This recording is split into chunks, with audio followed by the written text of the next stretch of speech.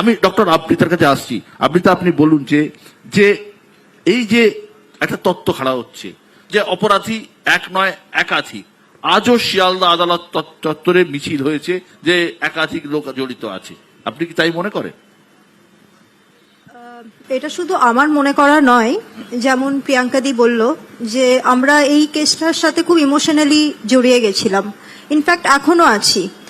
যদি মেয়েটির কথা ভেবে তার মানে পোস্টমর্টম রিপোর্ট সবকিছু, ইনফ্যাক্ট ফরেন্সিকের কিছু প্রফেসররা তারপরে নিজেদের ভার্ডিক্ট দিয়েছিল, সেই অনুযায়ী তখন আমাদের সবার মনে হয়েছিল যে এটা একজন হতে পারে না, সাথে আরো নিশ্চয়ই কেউ আছে। আলটিমেটলি যখন একজনকে সিবিআই আর কি বলছে, কলকাতা পুলিশ যাকে ধরেছিল সিবিআই তাকেই ধরেছে। হ্যাঁ, তো মানে বেসিক্যালি সিবিআই চার্জশিটও একই বলছে। তো সেটা এখন এত কিছুর পর আমার মনে করাটার থেকেও বেশি যেটা ইনভেস্টিগেশন বলছে সেটা আমাদের মেনে নেওয়াটা জরুরি।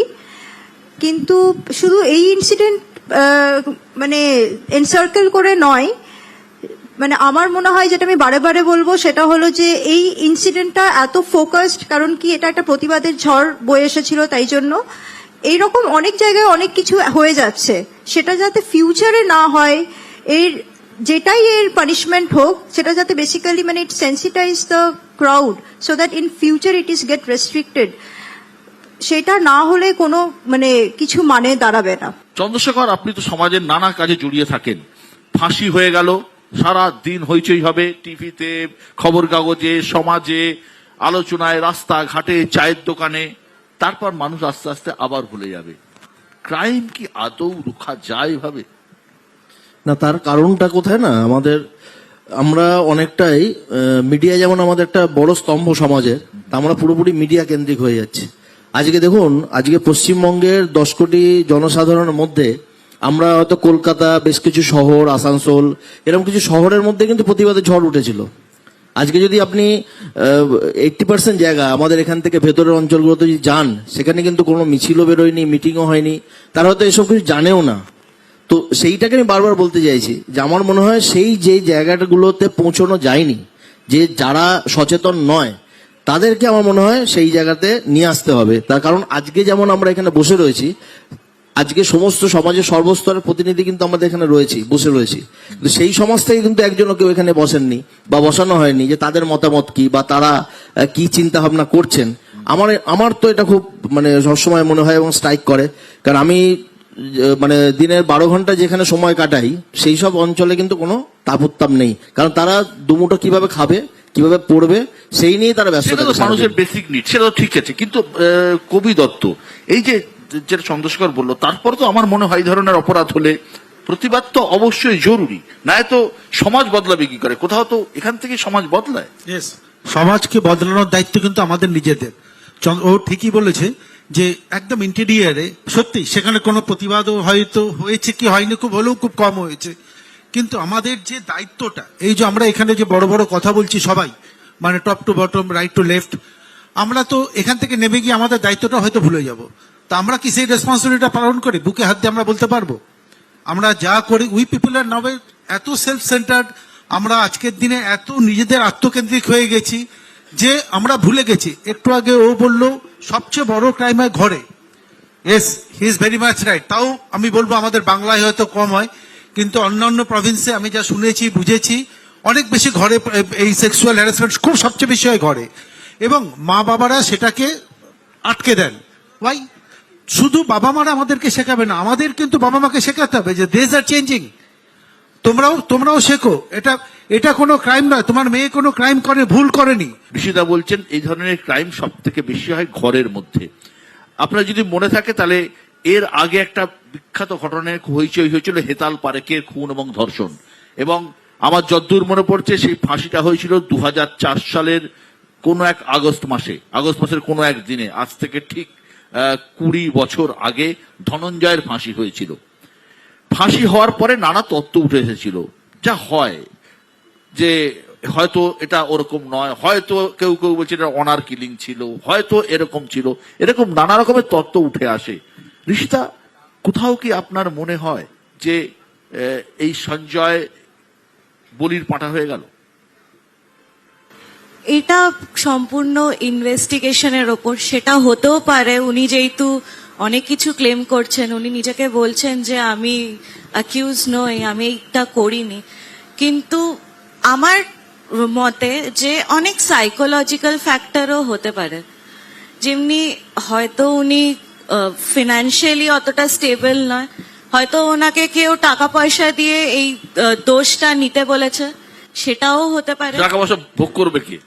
না, ওনার কিন্তু আরেকটা family- যে বায়োলজিক্যাল যে ইয়েটা হয়েছে না, সেটা ওটা তো ম্যাচ করেছে, যেটা সেটা match করেছে with যেটা সঞ্জয়। এটা তো ম্যাচ করে গেছে, তাই তো শেখরবাবু, যে ম্যাচ করে গেলে সেটা সুতরাং কি করে এক্ষেত্রে হয়? ওই কোশ্চেনটা বোধহয় আসবে না। না মানে হতে পারে অনেকজন থাকতে পারে, কিন্তু ওনাকে Treatment. একাকে স্কেপগোট মানে সেই দোষটা ওনার একার ওপরে গেছে। আমি আসছি আবার শেখরদার কাছে। শেখরদাই আজকের এই অনুষ্ঠানের প্রধান সূত্রধর, কারণ প্রশ্ন অনেক, উত্তর একমাত্র ওনার কাছেই আছে হয়তো। এই খুন এবং ধর্ষণের মামলায় তদন্তের আতস কাচের নিচে মূলত দুটো বিষয় আছে। একটা হলো সরাসরি অপরাধ এবং একটি হলো তথ্য প্রমাণ লোপাট। শনিবার সরাসরি অপরাধের ক্ষেত্রে সঞ্জয় রায়কে দোষী সাব্যস্ত করেছে শিয়ালদা আদালত। এখন প্রশ্ন হলো, এই তথ্য প্রমাণ লোপাটের মামলার কি হবে, যে মামলায় আরো কয়েকজন গ্রেপ্তার হয়েছে এবং অভিযোগ আছে? সঞ্জয় যদি মূল অপরাধী হয়, সঞ্জয় মূল অপরাধী হচ্ছে, এই তথ্য প্রমাণ লোপাটের তত্ত্ব কতটা খাটবে? প্রথমে একটা কথা বলে নি, ডাক্তারবাবু বললেন যদি আমি ভুল না করি, এরপরে সাপ্লিমেন্টারি চার্জশিট আসবে, Exactly. তাতেও অনেকের নাম টাম থাকলেও থাকতে পারে। সাপ্লিমেন্টারি চার্জশিট একদম ভিন্ন জিনিস। কারণ ধরুন নিন, ধনঞ্জয়ের এখন যদি আমি অ্যাপিল করি, তো ধনঞ্জয় কি আর বাজবে? ধনঞ্জয় কি আর ওখান থেকে বেরিয়ে আসবে? ও তো অলরেডি ফাঁসি, হ্যাং টু ডেথ। আর এনারও তাই হবে, ফলে ওখান থেকেও তার ফেরার কোনো অবকাশ নেই। ফলে সাপ্লিমেন্টারি চার্জশিটে এর কোনো গুণগত কোনো চেঞ্জ হবে না। সাপ্লিমেন্টারি চার্জশিটটা কি? সাপ্লিমেন্টারি চার্জশিটটা হচ্ছে, ধরে নিন একটা মামলাতে, একটা বিরাট মামলা, সেই মামলাতে প্রাথমিকভাবে আমরা 10 জনকে এফআইআর অ্যাকিউজ মনে করেছি, আর 15 জন হচ্ছে আপনার তাদেরকে সন্দেহে মনে করেছি। এর মধ্যে দেখলাম যে 90 দিনের মধ্যে যদি আমি চার্জশিটটা না দিই, তাহলে সবাই খালাস হয়ে যাবে, বেরিয়ে যাবে। ফলে সঙ্গে সঙ্গে চার্জশিটটা দিয়ে যাতে বেল না পায়, আটকানো হলো। এটা আটকানোর জন্য এটা পুলিশের একটা ট্যাকটিক্স, যাতে এটা না বেরোয়। এরপরে চার্জশিটটা হয়ে যাওয়ার পরে তার অন্য কাজ হচ্ছে, চার্জশিটটা হয়ে যাওয়ার পর কপি দেওয়া, কগনিয়েন্স নেওয়া, বিচার প্রক্রিয়া শুরু হওয়া। বাকি যারা থাকলো, যারা সেই তাদের যখন আবার সাপ্লিমেন্টারি চার্জশিট হবে, তাদেরও কপি দেবে। এই ট্রায়ালের সঙ্গে তারা আবার যুক্ত হবেন, যে মূল ট্রায়াল যেটা, সেটার সঙ্গে তারা আবার যুক্ত হবেন বা ডিসচার্জ হবেন আলাপ আলোচনার মধ্য দিয়ে। তাহলে এইটা যেটা বলা হচ্ছে যে পরবর্তীকালে এই যে তথ্য প্রমাণ লোপাট এবং আমাদের টালা থানার ওসির ক্ষেত্রে তার অনেক পরে ডিলেড যে এফআইআর করা, নেওয়া, হ্যাঁ। এটা কিন্তু যদি সন্দীপ ঘোষের ক্ষেত্রে এফআইআর করতে দেরি করা, এগুলো যেটা রয়েছে সেটা হচ্ছে ডেরিলিকশন অফ ডিউটি। এই ডেরিলিকশন অফ ডিউটির ক্ষেত্রে কিন্তু ওই সাজাটাকে আশা করা যায় না, এবং এটা আর পরবর্তীকালে চলবে কি চলবে না, এটা কিন্তু একটা জিজ্ঞাসার চিহ্ন রয়েছে। তথ্য প্রমাণ লোপাটের মামলাটা কি চলতে থাকবে? হতে পারে আইনি দিক থেকে, আইনের দিক থেকে এটা চলা মুশকিল আছে, আইনের দিক থেকে এটা চলা মুশকিল আছে, এবং এটাই এখানকার ট্যাকটিক্যাল দিক। সেটা সিবিআই হোক, পশ্চিমবঙ্গ পুলিশই হোক, এটা একটা ট্যাকটিক্যাল ব্যাপার যে এই মামলাটা যখন শেষ হয়ে গেল, তখন এই তথ্য প্রমাণ কিসের উপর? সেই তো নাই, তাকেও তো একটা জিজ্ঞেস করার ব্যাপার আছে। কারণ আইনের সময় তাতে 313 বলে একটা জিনিস আছে, যাতে যে এলিমেন্ট পাওয়া যায় সেটা কোশ্চেন করতে হয় তাকে, করবেটা কি করে? ফলে ওইটা আমাদের কাছে থাকলো সোনার পাথর বাটি হিসেবে, আমি যা মনে করি। একদম। আমি প্রিয়াঙ্কার কাছে আসছি। প্রিয়াঙ্কা, আপনি আমাকে বলুন, আমার কাছে একটা তথ্য আছে, প্রতিদিন গড়ে 86টি ধর্ষণের ঘটনা ঘটে ভারতবর্ষে, ন্যাশনাল ক্রাইম রেকর্ডস ব্যুরোর রিপোর্ট। আর ভারতবর্ষে 18 থেকে 30 বছরের মহিলারাই সব থেকে বেশি এর শিকার হন। তো এই এত বড় তো মহামারীর মতন একটা, যদি প্রতিদিন গড়ে এরকম হয়। আমরা না ভীষণ বিরক্ত হয়ে গেছি, টায়ার্ড হয়ে গেছি, খানিকটা হোপলেস হয়ে গেছি। এই যে সবাই যে এইভাবে রাস্তায় নেমে পড়েছিলাম, রাত দখল করো, আজ অব্দি হয়েছে কখনো? মানে বুঝতে পারছেন আমাদের লেভেল অফ ফ্রাস্ট্রেশনটা কোথায়, কত দূর? আমরা এখনো জানি না আমরা কি করব। এই যে একটা যে প্রতিবাদ হলো, এটা তো কোনো গ্যারেন্টি নেই যে আবার হবে না।